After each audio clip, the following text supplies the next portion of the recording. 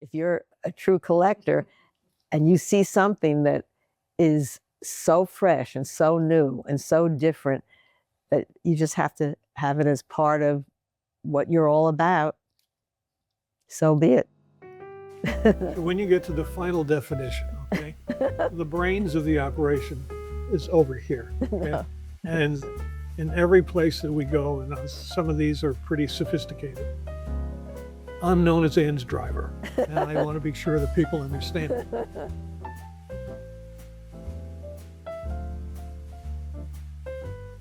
As far as when we started collecting, it was really in the 1980s that I happened to take a course called Collecting Art Successfully, which was run through the New School. And from that moment on, I was hooked because it really awoke my conceptual desires. For Mel, he loves minimal art, and he likes to see where something begins. What began to interest me really was, why was this being done and how was it done?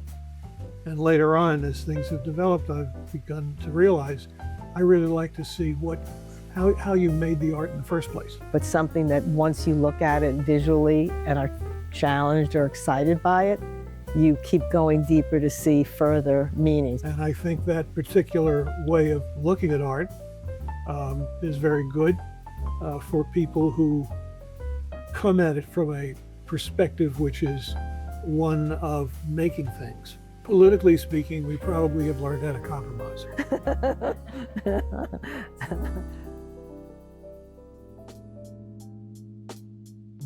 We would try to not to be driven by the art market, not to be thinking about what's hot, but to see what can expand your own knowledge, which sometimes influences how you collect.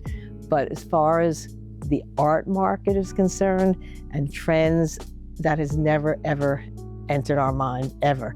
And, you know, we see emerging artists and we realize that they're never going to become mid-career, they're never going to become established unless people like myself help support them. Mel was attracted to people who at the time were expressing things that were happening around us that needed attention. So many of these artists that we own are expressing their anguish or their hope for a better, future. So they represent what thinking is when it's evolving and when it is as far out as it possibly can be.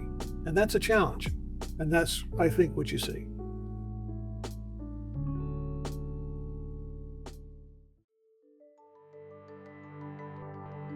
We both hope that when they walk in and walk around, that they'll pause for a moment, they'll be curious, and they'll share ideas together, whomever they're with, and they'll see the different identities, and they'll enjoy what our trajectory has been, but to be able to have a dialogue about it.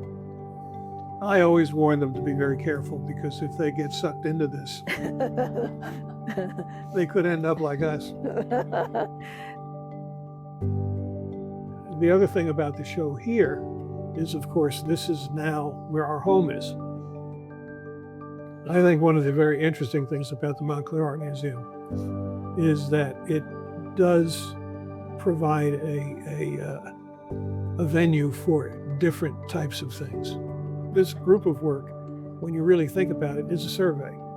We didn't think of it that way, but it really is, because it begins with what was contemporary then and all the way up to what is contemporary now. But the truth is that all of these things that you acquire in a lifetime have meaning.